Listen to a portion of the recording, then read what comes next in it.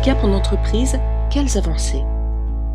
Si on parle du handicap en entreprise, il y a beaucoup d'avancées qui ont été réalisées, notamment depuis la loi de 2005, prise en compte plus globale du sujet, prise en compte de la diversité des handicaps, prise en compte des difficultés à avoir une gestion globalisée et personnalisée, individuelle des différents types de handicaps. Il y a un réel progrès sur l'accueil de personnes en situation de handicap au sein des entreprises. Maintenant, des freins, il en reste, bien sûr, parce qu'il y a des stéréotypes, des idées reçues qui ont la peau dure. Il faut continuer en fait à animer des politiques handicap, des politiques diversité pour effectivement faire tomber toutes ces barrières. Dès qu'il y a quelque chose qui peut paraître comme étant un peu plus compliqué à gérer, les gens peuvent mettre en avant des arguments, parfois de facilité, qui leur permettent de ne pas faire. Alors que lorsqu'on arrive à gérer une difficulté et à en faire un atout, au contraire, c'est comme ça qu'on progresse. Il y a des avancées, Je pense qu'on a parfois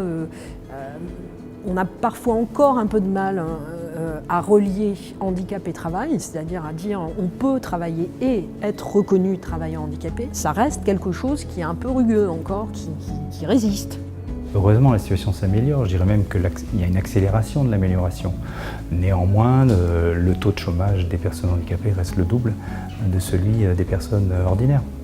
Des avancées, c'est sûr, mais il reste encore un chemin très important à parcourir, et surtout dans le développement des carrières des personnes handicapées. C'est bien de les accueillir au sein d'un groupe, c'est bien de les accueillir au sein d'une entreprise.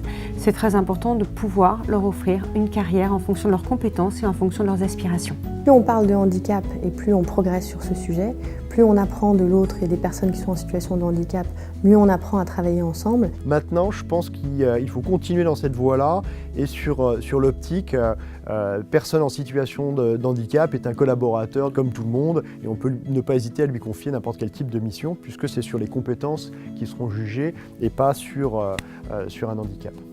L'image du handicap de l'entreprise a quand même beaucoup évolué depuis quelques années. Mais il n'a toujours pas quand même ce droit à l'indifférence que pourraient réclamer les personnes handicapées dans le respect bien sûr de leurs particularités. Ce qui se passe dans le reste de la société est important. Je trouve que le sujet a un peu évolué dans la société. Il a plus de place, mais je trouve qu'il y a beaucoup de programmes, par exemple, de télévision qui ne sont pas sous-titrés. Un truc tout bête. L'interprète langue des signes n'est pas souvent là.